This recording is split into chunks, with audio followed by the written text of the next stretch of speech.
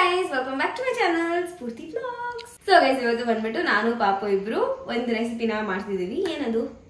Chicken ghee roast ಜೊತೆ wrong mutton ghee roast ನೀರ್ dosa. So ಇವತ್ತು ಮಟನ್ ಗೀ ರೋಸ್ಟ್ ಅಂಡ್ ನೀರು ದೋಸೆ ಮಾಡ್ತಿದೀವಿ. ಅಂಡ್ ನಾನು ಹಿಂಗೆ ಸಿಂಪಲ್ ಆಗಿ ನಮ್ಮ ಮನೇಲಿ ಮಾಡ್ತೀವೋ ಆ ರೆಸಿಪಿನ ನಿಮ್ಮೆಲ್ಲರ ಜೊತೆ ಶೇರ್ ಮಾಡ್ತೀನಿ. So let's get started. First ಈಗ ನಾವು ಮಟನ್ನ ಕುಕ್ ಮಾಡ್ಕೊಳ್ಳೋಣ. ಅದಕ್ಕೆ ನಾನಿಲ್ಲಿ ಒಂದು ಕುಕ್ಕರ್ ತೊಗೊಂಡು ಇದಕ್ಕೆ ಒಂದು 2 to 3 ಸ್ಪೂನ್ಸ್ ಆಗೋಷ್ಟು ಆಯಿಲ್ ಹಾಕ್ಕೊಂಡು ಮಟನ್ ಹಾಕೊತಿದ್ದೀನಿ. ಆ್ಯಂಡ್ ಇಲ್ಲಿ ನಾವು ತೊಗೊಂಡಿರೋ ಮಟನ್ ಬಂದ್ಬಿಟ್ಟು ತುಂಬ ಎಳೆದು ಆ್ಯಂಡ್ ಆಲ್ಸೋ ಪ್ರತಿಯೊಂದು ಪೀಸ್ಗೂ ಕೊಬ್ಬಿದೆ. ಬಿಕಾಸ್ ನನಗೆ ಮಟನ್ನಲ್ಲಿ ಫ್ಯಾಟ್ ಇಲ್ಲ ಅಂದರೆ ನಾನು ತಿನ್ನೋದೇ ಇಲ್ಲ.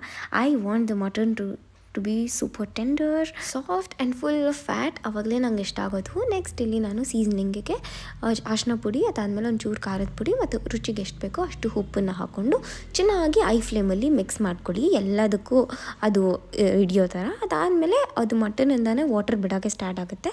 ಆವಾಗ ಬಿಸಿ ಬಿಸಿ ನೀರು ಹಾಕೋಬೇಕು, ಮಟನ್ ಮುಳುಗೋ ಅಷ್ಟು. ಇದಕ್ಕೆ ಬಿಸಿ ನೀರು ಏನಕ್ಕೆ ಹಾಕೊಳೋದಂದರೆ ಟೆಂಡರ್ನೆಸ್ನ ಹಾಗೆ ಹೋಲ್ಡ್ ಮಾಡಲಿ ಅಂತ ಅಂದ್ಬಿಟ್ಟು. ಇಲ್ಲ ತಣ್ಣೀರು ಕೂಡ ಹಾಕೋಬೋದು, ನಾಟ್ ಮಚ್ ಡಿಫ್ರೆನ್ಸ್, ಬಟ್ ಒಂದು ಚಿಕ್ಕ ವಿಷಯ ಕೂಡ ಕೌಂಟ್ ಆಗುತ್ತಲ್ಲ, ಆ ಥರ ನಾನು ಹೇಳ್ತಿರೋದು. ನೆಕ್ಸ್ಟ್ ಈಗ ನಾವು ಲಿಡ್ನ ಕ್ಲೋಸ್ ಮಾಡಿಕೊಂಡು ಒಂದು 2 to 3 ವಿಸಿಲ್ಸ್ ಬಂದರೆ ಸಾಕು.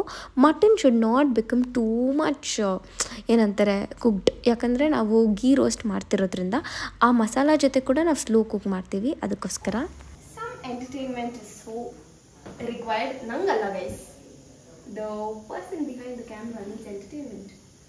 ಸೊ ಲೆಟ್ಸ್ ಹ್ಯಾವ್ ನಾನೇ ನೀನಂತೆ ನೀನಂತೆ ನೀನೇ ನಾನಂತೆ ನಾನಂತೆ ಜೀವ ಒಂದೇನೇ ಹೃದಯ ಎರಡು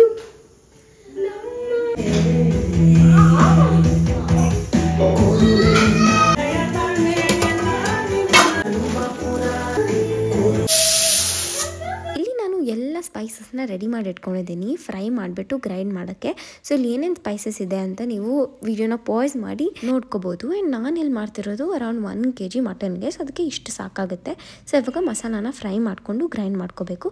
ಇದಕ್ಕೆ ಒಂದು ಸ್ಮಾಲ್ ಕಡಾಯಿ ಅಥವಾ ಪ್ಯಾನ್ ತೊಗೊಂಡು ಅದಕ್ಕೆ ಆಯಿಲ್ 1-2 ಸ್ಪೂನ್ ಹಾಕ್ಕೊಂಡು ಏನೇನು ಸ್ಪೈಸಸ್ ಇಟ್ಟಿದ್ವಲ್ಲ ಅದನ್ನೆಲ್ಲ 1 by 1 ಹಾಕೋಬೇಕು. ಫಸ್ಟ್ ನಾನು ಚಕ್ಕೆ, ಲವಂಗ, ಏಲಕ್ಕಿ ಅದನ್ನ ಹಾಕ್ಕೊಂಡು ಫ್ರೈ ಮಾಡ್ತಾಯಿದ್ದೀನಿ. ಮತ್ತು ಮೆಣಸು ಮತ್ತು ಮೆಂತ್ಯ ಎಲ್ಲ ತೊಗೊಂಡಿದ್ದೀನಿ, ಜೀರಿಗೆ ತೊಗೊಂಡಿದ್ದೀನಿ. ಸೊ ಅದನ್ನೆಲ್ಲ ಹಾಕ್ಕೊಂಡು ಫ್ರೈ ಮಾಡ್ಕೋಬೇಕು.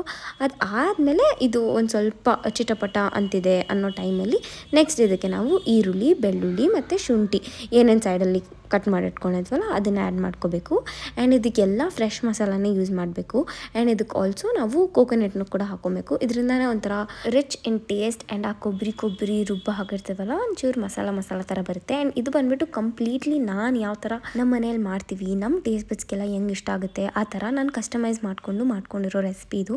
ನಾನು ಎಲ್ಲೂ ನೋಡಿ ಕಲ್ತಿಲ್ಲ ಈ ರೆಸಿಪಿನ. ನಾನು ಇವಾಗ ರೆಸ್ಟೋರೆಂಟ್ಸ್ಗೆ ಹೋಗಿ ತಿಂದಿರ್ತೇನಲ್ಲ, ಸೊ ಆ ರೆಸಿಪಿನ ನಾನು ಟ್ರೈ ಮಾಡೋದು ಮನೆಗೆ ಬಂದುಬಿಟ್ಟು. ಸೊ ಆ ಥರ ಮಾಡಿ after so many trial and error ನಾನು ಈ ರೆಸಿಪಿನ ಮಾಡಿ ನಂಗೆ ಇಷ್ಟ ಆಗಿ ನಮ್ಮ ಮನೆಯವರೆಲ್ಲರಿಗೂ ಇಷ್ಟ ಆದಮೇಲೆ ನಿಮ್ಮೆಲ್ಲರ ಜೊತೆ ಶೇರ್ ಮಾಡ್ತಿರೋದು. ಆ್ಯಂಡ್ ಈ ರೆಸಿಪಿ ಮಾಡೋದು ವೆರಿ ಸಿಂಪಲ್, ಬಟ್ ಒಂಚೂರು ಪೇಷನ್ಸ್ ಇರಬೇಕು ಆ್ಯಂಡ್ ಸ್ವಲ್ಪ ಜಾಸ್ತಿ ಟೈಮ್ ಟೇಕಿಂಗ್ ಅಂತ ಕೂಡ ಅನಿಸುತ್ತೆ. ಸೊ ಲಾಸ್ಟಲ್ಲಿ ಇದಕ್ಕೆ ಗಸಗಸೆ ಹಾಕಬೇಕು. ಗಸಗಸೆ ಹಾಕ್ಬಿಟ್ಟು ಚೆನ್ನಾಗಿ ಮಿಕ್ಸ್ ಮಾಡಿದ್ಮೇಲೆ ಕಸೂರಿ ಮೇಥಿ 1 ಸ್ಪೂನ್ ಆಗೋಷ್ಟು ಹಾಕ್ಕೊಂಡಿದ್ದೀನಿ. ಅದಾದಮೇಲೆ ಧನಿಯಾ ಪೌಡರ್ನ ಆ್ಯಡ್ ಮಾಡ್ಕೊಂಡಿದ್ದೀನಿ. ಇಲ್ಲಿ ನಾನು ಕೊರಿಯಾಂಡರ್ ಸೀಡ್ಸ್ನ ಯೂಸ್ ಮಾಡಿಲ್ಲ, ಫ್ರೆಶ್ ಕೊರಿಯಾಂಡರ್ ಸೀಡ್ಸ್ನ ಕೂಡ ಯೂಸ್ ಮಾಡ್ತಾರೆ, ಅಂದರೆ ಫ್ರೈ ಮಾಡುವಾಗ ಹಾಕ್ಕೊಂಡು ಅದಾದಮೇಲೆ ರುಬ್ಕೋತಾರೆ. ಬಟ್ ನಮ್ಮ ಮನೇಲಿ ಫ್ರೆಶಾಗಿ ನಾವೇ ಮಾಡ್ತಿರೋದ್ರಿಂದ ಅದಕ್ಕೆ ನಾನು ಅದೇ ಧನಿಯಾ ಪುಡಿ 1-2 ಸ್ಪೂನ್ ಆಗೋಷ್ಟು ಹಾಕ್ಕೊಂಡು ಬಿಸಿ ಇದ್ದಾಗಲೇ ಮಿಕ್ಸ್ ಮಾಡ್ಕೋಬೇಕು. ಆ್ಯಂಡ್ ಸ್ಟವ್ ಹಚ್ಚಿರಬಾರ್ದು, ಯಾಕಂದರೆ ಧನಿಯಾ ಪುಡಿ ಅದು ಸೀದೋಗ್ಬಿಡುತ್ತೆ ಅಂತ ಅಂದ್ಬಿಟ್ಟು. ನೆಕ್ಸ್ಟ್ ಇದಕ್ಕೆ ನಾನು ಫ್ರೆಶ್ ಆಗಿರೋ ಕರಿ ಲೀವ್ಸ್ನ ಹಾಕ್ಕೊಂಡಿದ್ದೀನಿ. ಅದಾದಮೇಲೆ ಒಂದು ಪ್ಲೇಟ್ಗೆ ಟ್ರಾನ್ಸ್ಫರ್ ಮಾಡಿಕೊಂಡು ಆಮೇಲೆ ರುಬ್ಕೋಬೇಕು. ಇಷ್ಟೊತ್ತಿಗೆ ಮಟನ್ ಕೂಡ ತುಂಬ ಚೆನ್ನಾಗಿ ಕುಕ್ಕಾಗಿ ರೆಡಿಯಾಗಿರುತ್ತೆ. ಆ್ಯಂಡ್ ಮಟನ್ದು ಈ ಥರ ನಂಗೆ ಕುಕ್ಕರ್ ತೆಗಿಯೋದು ತುಂಬ ಇಷ್ಟ. And so many times in most of my vlogs ನೀವು ಇದನ್ನು ನೋಡಿರ್ತೀರ, ಬಿರಿಯಾನಿದು ಮತ್ತು ಈ ಥರ ಮಟನ್ ಬೇಯೋದು ಅಥವಾ ಚಿಕನ್ ಏನಾದರೂ ಈ ಥರ ಬೇಯೋಕ್ಕೆಲ್ಲ ಹಾಕಿದರೆ ತೆಗಿಯೋದು. ನಂಗೆ ಅದು ಫುಲ್ ಸ್ಯಾಟಿಸ್ಫ್ಯಾಕ್ಷನ್ ಸಿಗುತ್ತೆ. ಸೊ ಅದಕ್ಕೆ ನಿಮ್ಗೆಲ್ಲರ ಜೊತೆ ಕೂಡ ಶೇರ್ ಮಾಡ್ಕೊತೀನಿ. And you can see mutton ತುಂಬ ಬೆಂದಿಲ್ಲ, ಎಷ್ಟು ಬೇಕೋ ಅಷ್ಟೇ ಬೆಂದಿದೆ. ಆಲ್ಮೋಸ್ಟ್ 95% ಆಗೋಷ್ಟು ಬೆಂದಿದೆ. ಫುಲ್ ಸಾಫ್ಟಾಗಿ ಟೆಂಡರಾಗಿ ಇನ್ನೇನು ಕಚ್ಚಿದ್ರೆ ಮುರಿದೋಗುತ್ತೆ ಆ ಥರ ಏನಿಲ್ಲ. ಇಟ್ ಈಸ್ ಗುಡ್ ಎನಫ್, ಯಾಕಂದರೆ ನಾವು ಮಸಾಲಲ್ಲಿ ಕುಕ್ ಮಾಡಬೇಕು. ಸೊ ಇವಾಗ ಮಸಾಲೆ ಎಲ್ಲ ಏನು ಫ್ರೈ ಮಾಡಿ ಇಟ್ಕೊಂಡಿದ್ವಲ್ಲ ಅದನ್ನು ಒಂದು ಮಿಕ್ಸಿ ಜಾರ್ಗೆ ಹಾಕ್ಬಿಟ್ಟು ಒಂಚೂರು ನೀರು ಹಾಕ್ಬಿಟ್ಟು ತಿಕ್ಕ ಪೇಸ್ಟಾಗಿ ಮಾಡ್ಕೋಬೇಕು. ಅದಾದಮೇಲೆ ಇವಾಗ ಒಂದು ಕಡಾಯಿ ತೊಗೊಂಡಿದ್ದೀನಿ. ಸೊ ಒಂದು ಸ್ವಲ್ಪ ಅಗ್ಲ ಕಡಾಯಿ ಆ್ಯಂಡ್ ವೆರಿ ಥಿಕ್ ಬಾಟಮ್ದು ಕಡಾಯಿ ತೊಗೊಳ್ಳಿ. ಆವಾಗ ಗೀ ಎಲ್ಲ ಕೆಳಗಡೆ ಅಂದ್ಕೊಳಲ್ಲ, ಮಸಾಲ ಎಲ್ಲ ಕೆಳಗಡೆ ಅಂದ್ಕೊಳೋದು ಆ ಥರ ಎಲ್ಲ ಏನಾಗಲ್ಲ. ಮತ್ತು ಇದಕ್ಕೆ ಫುಲ್ ಗೀ ಹಾಕಬೇಕು, ಒಂಚೂರು ಎಣ್ಣೆ ಯೂಸ್ ಮಾಡಿಬಿಡಿ. ನೆಕ್ಸ್ಟ್ ಇದಕ್ಕೆ ಕರಿ ಲೀವ್ಸ್ನ ಕೂಡ ಹಾಕ್ಕೊಂಡು ಅದಾದಮೇಲೆ ಗ್ರೈಂಡ್ ಮಾಡಿಟ್ಕೊಂಡಿರೋ ಮಸಾಲ ಹಾಕಬೇಕು. ನೋಡಿ, ನಾನು ಒಗ್ಗರಣೆಗೆ ಈರುಳ್ಳಿ, ಬೆಳ್ಳುಳ್ಳಿ, ಅದಾದಮೇಲೆ ಬೇರೆ ಯಾವ ಥರದ್ದು ಏನೂ ಹಾಕಿಲ್ಲ, ಜಸ್ಟ್ ಮಸಾಲಲ್ಲಿ ಎಲ್ಲ ಹಾಕಿರಬೇಕು. ನಮಗೆ ಬಾಯಿಗೆ ಏನೂ ಸಿಗಬಾರ್ದು, ಬಟ್ ಈ ಮಟನ್ನು ಮತ್ತು ತುಪ್ಪ ಫ್ಲೇವರು ಅದಾದಮೇಲೆ ಈ ಮಸಾಲ ಸಿಗಬೇಕು. ಆವಾಗಲೇ ಅದೊಂಥರ ಟೇಸ್ಟ್ ತುಂಬ ಚೆನ್ನಾಗಿರುತ್ತೆ. ಎಲ್ಲರೂ ಟ್ರೈ ಮಾಡಿದ್ದೀನ ನಿಮ್ಮ ಮನೇಲಿ, ಯಾರ್ಯಾರಿಗೆಲ್ಲ ನಾನ್ ವೆಜ್ ಆ್ಯಂಡ್ ಈ ಥರ ಸ್ಪೈಸಿ ಇಷ್ಟನೋ ಅವರೆಲ್ಲರೂ. ನೆಕ್ಸ್ಟ್ ಇದಕ್ಕೆ ಮಟನ್ದು ಸ್ಟಾಕ್ ಏನಿತ್ತಲ್ಲ, ಆ ಬ್ರಾತ್ ಏನಿರುತ್ತಲ್ಲ, ಅದನ್ನು ನೀವು ಈ ಮಿಕ್ಸಿ ಜಾರ್ಗೆ ಹಾಕ್ಕೊಂಡು ಮಿಕ್ಸ್ ಮಾಡಿಬಿಟ್ಟು ಹಾಕ್ಕೊಡಿ. ಯಾಕಂದರೆ ಮಸಾಲ ತುಂಬ ತಿಕ್ಕಾಗಿರುತ್ತೆ ಆ್ಯಂಡ್ ಅದನ್ನು ವಾಟರ್ ಹಾಕಿನೇ ರಿಮೂವ್ ಮಾಡಬೇಕು. ನಾರ್ಮಲ್ ವಾಟರ್ನ ಯೂಸ್ ಮಾಡಿಬಿಡಿ. ಮಟನ್ನ ಕುಕ್ ಮಾಡಿರೋ ಸ್ಟಾಕ್ ಏನಿರುತ್ತಲ್ಲ ಅದರಲ್ಲೇ ನೀವು ಮಿಕ್ಸ್ ಮಾಡಿಬಿಟ್ಟು ಹಾಕೋಬೋದು. ನನಗಿವಾಗ ವೀಡಿಯೋಲಿ ನೋಡ್ತಾ ಇರೋವಾಗ ವಾಯ್ಸ್ ಓವರ್ ಕೊಡಬೇಕಾದ್ರೆ ನಂಗೆ ತಿರ್ಗಾ ತಿನ್ನಬೇಕು ಅಂತ ಅನಿಸ್ತಿದೆ. ಇವಾಗ ಚೆನ್ನಾಗಿ ಅದನ್ನು ಬಾಯ್ಲ್ ಆಗೋಕ್ಕೆ ಬಿಡಬೇಕು. ರಾ ಸ್ಮೆಲ್ ಅನ್ನೋದೇನಿದೆ ಅದೆಲ್ಲ ಹೋಗಬೇಕು. ಮತ್ತು ಮೇಲೆಗಡೆ ಒಂದು ಚೂರು ಗೀ ಏನು ಹಾಕಿದ್ವಲ್ಲ ಅದು ರಿಲೀಸ್ ಆಗ್ತಿದೆ ಅನ್ನೋ ಟೈಮಲ್ಲಿ ಮಟನ್ ಹಾಕೋಬೇಕು. ಮಟನ್ ಹಾಕ್ಕೊಂಡು ಚೆನ್ನಾಗಿ ಒಂದೊಳ್ಳೆ ಮಿಕ್ಸ್ ಕೊಟ್ಬಿಟ್ಟು ಒಂದು 20 ಮಿನಿಟ್ಸ್ ತನಕ ಸ್ಲೋ ಫ್ಲೇಮಲ್ಲಿ ಕುಕ್ ಆಗೋಕ್ಕೆ ಬಿಡಬೇಕು. ಆವಾಗಲೇ ಮಸಾಲ ಎಲ್ಲ ಕ್ಲೀನಾಗಿ ಮಟನ್ ಅಬ್ಸರ್ವ್ ಮಾಡ್ಕೊಳೋದು. ಯಾರು ಟ್ರೈ ಮಾಡಬೇಡ್ರಿ, this is a flop recipe ಅಂತೆಲ್ಲ ತಿನ್ನಲ್ಲ ನಾವು. ಡೀಸೆಂಟಾಗಿ ಪೇಪರ್ ದೋಸೆ, ಸಾರಿ ನೀರು ದೋಸೆನ ಹಿಂಗೆ ತಗೊಂಡು ಹಿಂಗೆ ಡಿಪ್ ಮಾಡ್ಕೊಂಡು ತಿಂತೀವಿ. It's love, it's love. ನನಗೋಸ್ಕರ ನನ್ನ ಮಗಳು ಇವತ್ತು ನೀರು ದೋಸೆ ಇವಾಗ ನೀರು ದೋಸೆ ಮಾಡುವಾಗ ಸಿಗ್ತೀನಿ ಗಾಯ್ಸ್. Bye guys. ಅದೇನು ಒಂದು ಕಡೆ ಕುಕ್ ಆಗ್ತಿದೆ ಅಷ್ಟೊತ್ತಿಗೆ ನೀರು ದೋಸೆಗೆ ಪ್ರಿಪೇರ್ ಮಾಡ್ಕೊಂಬಿಡೋಣ. ಸೊ ನೀರು ದೋಸೆಗೆ ನಾನು 1 ಗ್ಲಾಸ್ ಆಗೋಷ್ಟು ಅಕ್ಕಿನ ಜಸ್ಟ್ 1 to 2 hour ಬಿಸಿ ನೀರಲ್ಲಿ ನೆನೆಸಿದೆ. ಬಿಕಾಸ್ ಲಾಸ್ಟ್ ಮೂಮೆಂಟಲ್ಲಿ ಅಂದ್ಕೊಂಡಿದ್ದು. ಆ್ಯಂಡ್ ತುಂಬ ಜನ ಹೇಳ್ತಾರೆ 1 6 hour 7 hour ಓವರ್ ನೈಟೆಲ್ಲ ನೆನೆಸ್ಬೇಕು ಅಂತ. ಹಂಗೇನೆಲ್ಲ ಬಿಸಿ ನೀರಲ್ಲಿ ಉಗುರು ಬೆಚ್ಚಗಿರೋ ನೀರಲ್ಲಿ ನೀವು 2 hour ನೆನೆಸಿದ್ರೂ ಸಾಕು. ಚೆನ್ನಾಗಿ ಸೋಕಾಗಿರೋ ರೈಸ್ಗೆ ಇಲ್ಲಿ ನಾನು ಒಂದು ಹಾಫ್ಗಿಂತ ಕಮ್ಮಿ ಆಗೋಷ್ಟು ಕೋಕೋನಟ್ನ ಹಾಕ್ಕೊಂಡು ಚೆನ್ನಾಗಿ ರುಬ್ಬಿದ್ದೀನಿ. ಯು ಕ್ಯಾನ್ ಸಿ ಎಷ್ಟು ಚೆನ್ನಾಗಿ ಗ್ರೈಂಡ್ ಮಾಡಬೇಕಂದ್ರೆ ಸ್ಮೂತಾಗಿರಬೇಕು. ಅದು ಒಂದು ಮಾಯ್ಶ್ಚರೈಸರ್ನ ಟಚ್ ಮಾಡಿದಾಗ ಫೀಲ್ ಬರುತ್ತಲ್ಲ ಆ ಥರ ಇರಬೇಕು, ಫುಲ್ ಲೈಟಾಗಿ. ಅದಕ್ಕೆ ಜಾಸ್ತಿ ನೀರು ಹಾಕೋಬೇಕು. ನಿಮಗೆ ಹಾಕ್ಕೊತಾನೆ ಗೊತ್ತಾಗುತ್ತೆ ಯಾವ ಥರ ಇರಬೇಕು ಕನ್ಸಿಸ್ಟೆನ್ಸಿ ಅಂತ. ಒಂಚೂರು ರುಚಿಗೆ ಎಷ್ಟು ಬೇಕೋ ಅಷ್ಟು ಉಪ್ಪನ್ನ ಹಾಕೋಬೇಕು.